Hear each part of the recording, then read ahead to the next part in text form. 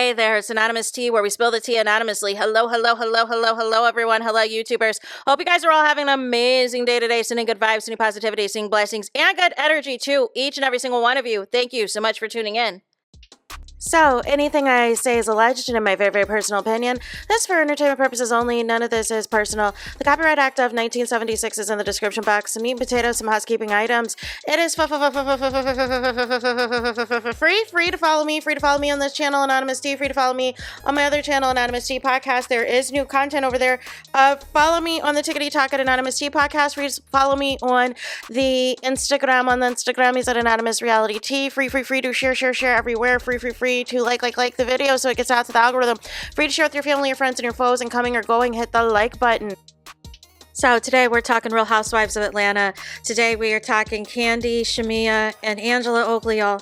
So Kandi was on an interview promoting Escape and everything else, performing. Speaking of, y'all, did y'all see the clip that Latasha Scott was performing Who Can I Run To by herself? And you heard Kandi in the chorus?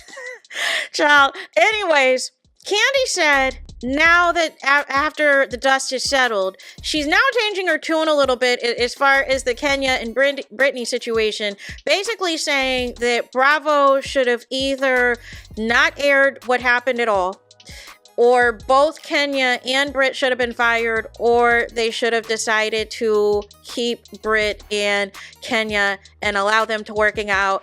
And Kandi has said that there's been all types of stuff that has happened on Real Housewives of Atlanta, all types of disparaging things that have been said on the show. Look at what happened to me, basically. And this is, what Kenya gets fired for. And then she also said as well, I'm trying to think, there was something else that she said too that is at the tip of my tongue. Oh, that she allegedly saw the website that Brit Eady was on, you, and said it was readily available on the World Wide Web. This keeps coming up, you guys. And I just want to say, as quickly, and I'm not saying people, I'm just saying as quickly as y'all are FBI agents in the room, y'all are CIA agents, y'all are detectives, y'all know it all, y'all got all the answers, y'all know everybody's tea, y'all know everything that is going on with everybody. I just want to know, why is it this was filmed back in June of 2024? We are in May of 2025. It has almost been a year to the day that all of this has unfolded. Where are the pictures? That's just all I want to know. Can somebody tell me, where is the pictures? Y'all will screen grab anything. Where are the pictures? That's just what I want to know. I just want to know if it's so readily available, you guys. Readily available. And listen, like I said on freaking X, because Elon has let loose all of the restrictions, so you could be searching for anything on there, and corn still can come up. And it doesn't matter what you're searching for. Anything non-corn related, corn still comes up for y'all. So make it make sense how we still do not have any receipts on what was so gruesome and disturbing and everything else that she had to be off the show at this point. I just want to know. Then we got Angela Oakley. Angela Oakley was on the Nick Viall Files, who is a former Bachelor and former contestant on The Bachelorette. And I find this interesting. Is this the Real Housewives of Atlanta person to ever be on his podcast? Because I have not heard anybody recently from Real Housewives of Atlanta ever being on this podcast. Maybe Phaedra was on there, maybe while she was on Traitors or something, but I'm not familiar with anybody else. And I'm just even throwing that out there. I don't know. Because usually Nick Viall, he sticks to, what do I want to say? The melanemic shows. The melanemic shows, like your Love is Blind, your Ultimatums, your Bachelor, your Bachelorette, your Bachelor in Paradise, and everything else. Right? Sticks to those shows. So nonetheless, Angela Oakley got up on there and said a few things. She's been doing a lot of press. I think one press interview, she said she thinks everybody's going to come for her at the reunion. She is campaigning for that first seat, y'all. She is campaigning hard. I don't see a situation where Porsha's not in the first seat, so I feel like it's up to Angela or Shamia to be on the opposite side of Andy. But I feel like Porsha's got her seat because they got to, right? She's returning. She's the returning peach holder and everything else. Unless Phaedra did so amazing the last few episodes that they have Porsha and Phaedra on first chair for both of them. Maybe like a seniority type of thing. I don't know. But none of the less show. Angela Oakley confirms that a man did have a side baby on her, that it just wasn't Charles Oakley. But I am confused because what Wendy Williams broke down essentially was in, everything. She pointed directly to Charles Oakley and said, "Are you talking about Charles?" And Angela Oakley allegedly, according to Wendy Williams, shook her head yes. So I just feel like we're never going to get to the bottom of the show. I just do not see a situation where we're ever going to get to the bottom of this. That there is always going to be a way that the story is going to turn, and there is still no explanation as far as how you introduce those kids. So now she is blaming the alleged side baby on her oldest child's father, that he was the one that allegedly had a baby on her and that she allegedly would have worked it out with him, but he unfortunately had passed away. Do y'all believe this version of events, y'all? And maybe Angela Oakley, she just has that type of demeanor where a lot of stuff isn't going to faze her. No matter how disturbing and grotesque and inappropriate and humiliating we think it is. Maybe that's just her. Maybe that's how her prerogative is. Maybe that's how she rolls, right? So then, y'all, we gotta close this out with Shamia. More clips are coming out from the Cinco de Mayo appearance on the Ricky Smiley show, and Gary with the T and Debrat, they love them some Porsha Williams. So they're really trying to get to the bottom of what is all this friendship nonsense, right? Because, you said in one clip that the good, bad, and the ugly was the deterioration of your friendship with Porsha. Debrat's trying to get answers because she's like, listen, I know how these reality TV shows go. I know how production sets things up, and they want to try to, have mess and rigmarole and everything else. And they've tried to do that with y'all in the past. And basically, Shamia's defense is, oh, well, Porsha's just listening to people that she just met and da-da-da-da-da.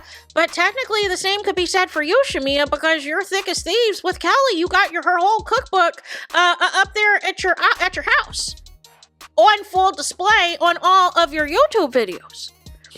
And she is alleging, they were like, okay, did producers try to get y'all to try to work things out or set up conversations?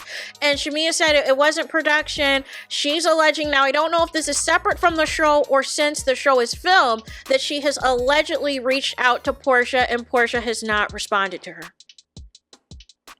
And my thing is this, right? This is the same Shamia, though. She's thick as thieves with Kelly, who came in hot, basically coming after Porsha for, did you sleep with that woman's husband? Now y'all thick as thieves going on vacations together.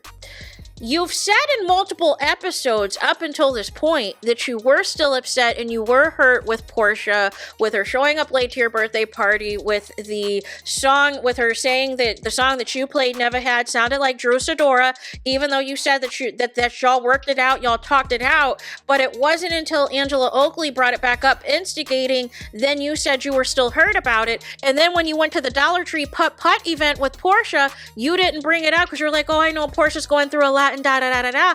And now we're about to see some more instigating that's going to take place. I'm thinking setting up in this upcoming episode when Angela and Porsha play tennis at Angela's rental house, that is going to be the another seed that is planted for the storyline. Oh, Porsha's friendship with Shamia is lopsided, and I think that's going to set up Porsha feeling a certain type of way. Now, the question is going to be, does Porsha really believe this for real, or is this another deflection storyline to avoid talking about Simon and avoid talking about the divorce? Is Porsha letting this grow legs on purpose in order to deflect from the Simon stuff, and she knows there's obvious plenty of receipts, plenty of footage from the past that they can utilize to say, hey, Porsha is not a good friend. Porsha is not a friend to anybody, and all of the things, y'all. I'm just trying to figure it out. And Shamia really is like begging for Porsha's friendship. And I feel as though I'm trying to figure out what the play is here.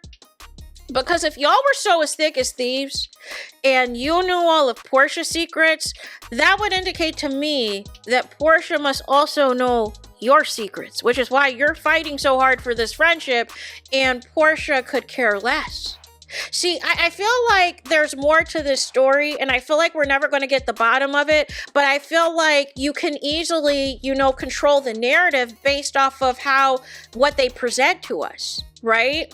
But we never see the instigating and the stuff that goes on behind the scenes that leads up to this other stuff, right? Because there's been plenty of times that Shamia has been there around Kandi and Kandi Quote It Click where they're calling Porsha all types of SLUTs and whores and everything else. And that one scene that was embarrassing about whether or not Porsha was going to, or how Porsha couldn't go to Shamia's wedding overseas. And Carmen said that's because, Porsha's talking about she has issues. She can't have her legs up. She has no problem having her legs up for different men and da-da-da-da-da. Like Shamia didn't intervene then. So, I just don't know. I just feel like... part of me feels like, again, we're dragging this out for clicks and views and ratings. And then my thing is this, Shamia, as well. Like if it's so bad, you've had years of what is going on with this show as it pertains to Porsha, if you really felt a certain way about it. But if this is all for TV and y'all are playing in our face, I'm not going to be here for it. Because you're talking about there's real in reality and everything else. But guess what? There's also lie in reality too. There is also the word lie in reality too. And I feel like lie is happening more often than not. And we're lying by omission or we're lying in different ways and alternative ways and alternative facts. And I'm just not featuring it. I am not featuring it at all, y'all.